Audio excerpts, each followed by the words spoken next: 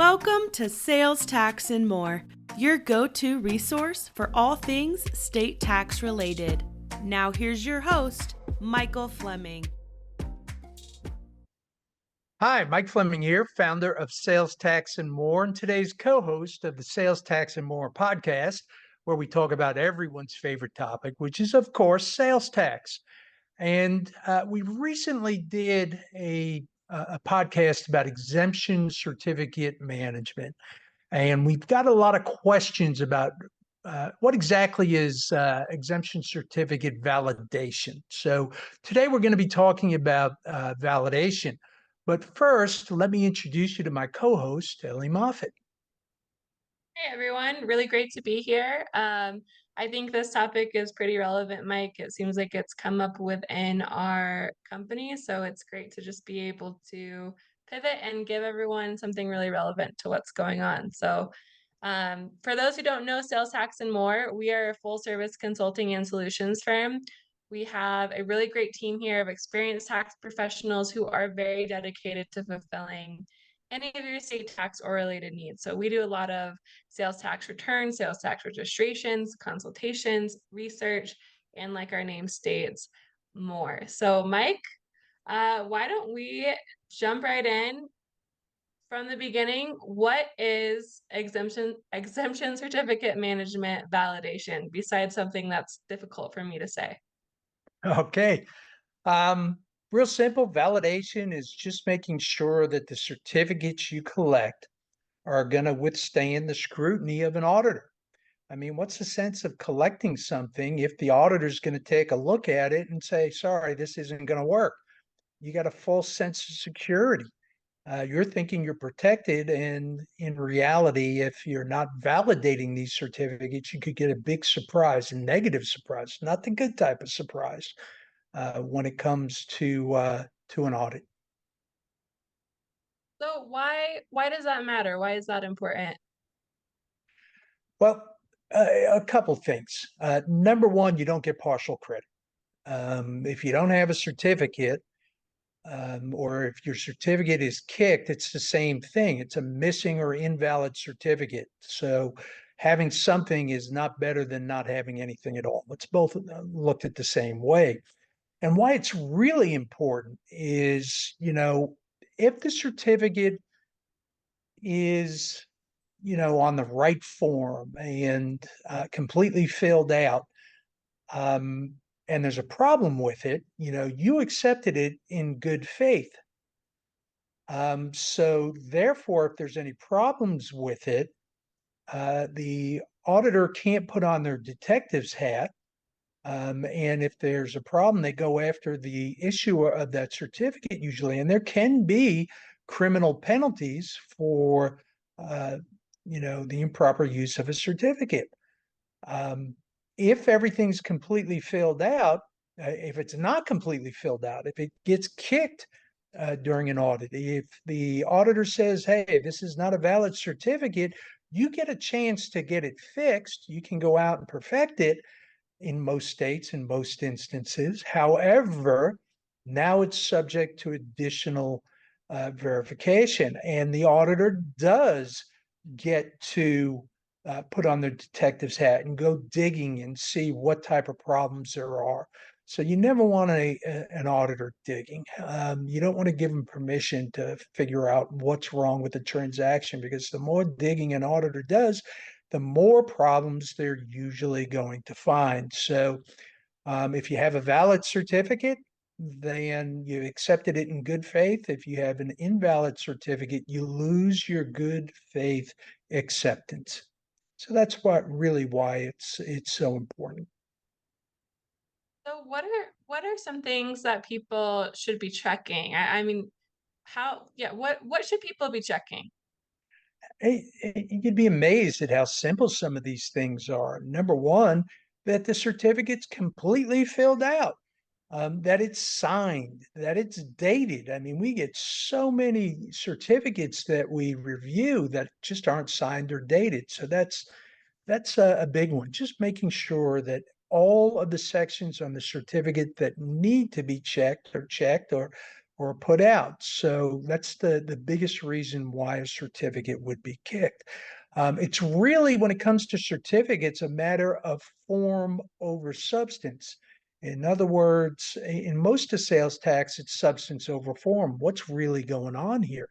Not so much in certificates anymore. Not since, the last Great Recession back in 2007, 2008, 2009. It changed. It went from substance over form, what's really going on here. Back then, the auditors gave you a lot of leeway, not so much anymore. Now, every I has to be dotted and every T has to be crossed. So making sure it's completely filled out is important. Now, another big thing when it comes to certificates is, does it make sense? The example I like to use, on most certificates, it's going to say, the person issuing the certificate, you got to fill in what your line of business is and what are you purchasing. So if you put in there that you're a software developer and you're buying one desk and you're buying it for resale, does that make sense? I mean, most people are going to say, no, that doesn't make common sense. They're probably buying that one desk to utilize in their own business. So the sale for resale exemption should at least be questioned. Now, there's a chance that it could be valid. Maybe this is they're going into, furniture sales, office, furniture sales, and this is the first desk that they're buying. But you may find that out after you ask the questions. But there is no God-given right to an exemption. And since you are the one who's responsible for paying the tax on that certificate, if you don't accept it in good faith, and if it doesn't make common sense, you cannot have accepted it in good faith. That's a big part of the test. You need to say, no, this certificate's not going to work. And that's tough sometimes, but we suggest that our clients actually reject certificates on a number of occasions because they don't make common sense. So that's a big part of it. Making sure it's on the right form, that's a big part of it also. There are lots of different forms out there. Making sure that the exemption is actually real. I mean, just because someone sends you in a state like Georgia, sometimes, or North Carolina, sometimes, charitable organizations, they need to pay the tax at the point of sale and then go back to the state and get a refund. So you need to collect the tax at the point of sale. Just because they're an exempt entity doesn't mean that every state treats that the same. Some states, you're going to be okay accepting the correct document. A lot of people try to use the form from the IRS. That's not going to work in every state that will allow you to accept it. You got to apply to the state and generally get the specific exempt entity documentation that the state wants you to use. So sometimes it's a letter from the state. Sometimes it's a specific form. But these are the types of the things that you should be checking. Is the exemption actually real? Does the exemption make common sense? I mean, you don't have to put on your detective's hat, but if you're looking at this, what's your first impression? Is this real or not? Is this true, or is someone trying to get something tax-free when they should be paying the tax? And then making sure that it's completely filled out. Now, in each scenario, there could be a lot more, but those are the big things. I mean, you're going to catch 90+% of all of the problems by just doing those things. So, Mike, what are the potential consequences of not paying attention to this at all? That can be financially devastating. I mean, right now, missing or invalid certificates is the #1 cause for large assessments. And the reason why it's such a a big issue is because most audits nowadays are not itemized, they're done on a sample basis. So when you have one missing certificate, it's not just the tax that's associated with that invoice, but it's the error percentage. And when you take that error percentage and extrapolate it out over the population, it has an outsized impact. So I'll give you an example. This is an extreme example. I was involved in an audit one time, and it was a $3.5 million audit. Roughly 60% of the audit assessment was due to, it was a $3.5 million assessment. Roughly 60% of it was related to certificates, and we found all of the certificates. We did a great job of tracking everything down, but they sold one heavy piece of earth moving equipment to an individual who said they were going to export it overseas. And we could not find this individual anywhere. We even hired a skip tracing company, someone who actually tracks down people who don't want to be found, and we couldn't find them. The company exhausted all of their methods for trying to find them. So we got this audit down to $17,000, except for this one missing certificate. And the $8,000 would have been bad enough, but when you extrapolated it out over the population, and Texas would not let us exclude this from the sample. We had done such a good job in the audit. We had used up all of our favors. They weren't very happy with us. They thought they were getting $3.5 million. Now they're getting 17,000. They made us keep it in the audit. So $270,000 impact. Now the client was still ecstatic. We took a $3.5 million audit down to just under $300,000, but it could have been that much better. So even one missing certificate can have a huge impact. Now, most of you are not going to have invoices that would have that much tax on them, but you're also going to have more than one missing certificate, and it's the same concept. When audits are done on a sample basis, these missing certificates have an outsized impact. And I often have to speak to owners of companies or presidents of companies, and their salespeople always saying, "Hey, this is our best client. Can we need to waive this." And they'll waive two or three of them. After about the third one, our team will come to me and say, "Mike, I think we're going to have an issue here. They keep overriding our objections and our recommendations to reject these certificates." And it's usually because they don't understand. They say, "Okay, the tax on this invoice is going to be $200. We'll eat it, if we have to, because this is a good customer and we're going to get much more business from them."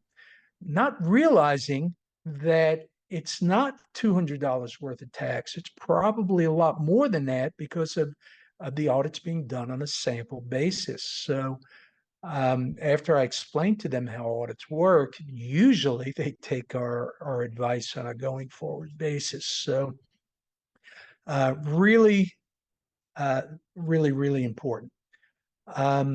Also, if you're not paying attention to exemption certificates, and if you've got your salespeople or anyone on a commission basis who are doing this, very publicized case out there, it was New York, and it was Sotheby's auction house, and Sotheby's was coaching some of the customers on how to use certificates. You buy an art for hundreds of thousands or millions of dollars.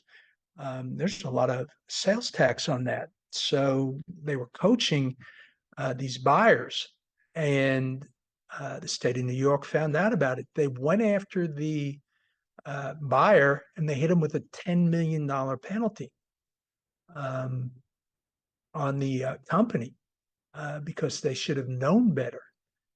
They hit him with almost $30 million.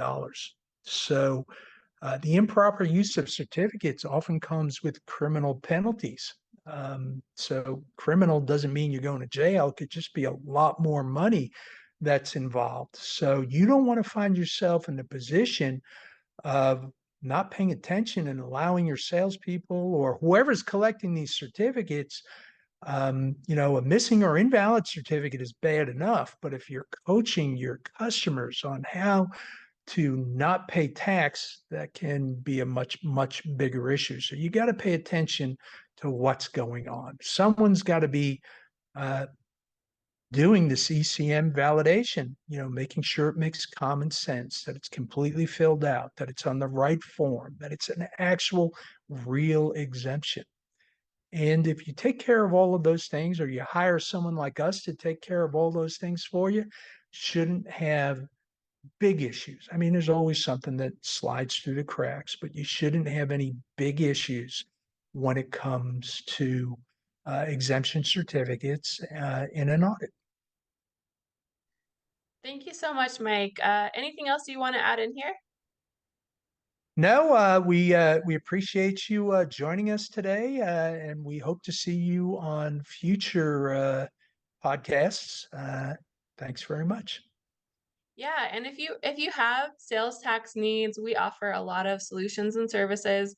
You can reach out directly to me. That's Emoffat, EMOFFAT, at salestaxandmore.com, or visit our website. And in addition to our services, we have an entire series of free webinars, free resources on our website. And if you have enjoyed what you've heard today, if you've enjoyed our podcast, please like and subscribe. We would really, really appreciate it. Thank you so much. Bye-bye, everyone. Thanks for listening. Be sure to hit subscribe and check out all the resources we have out on the web.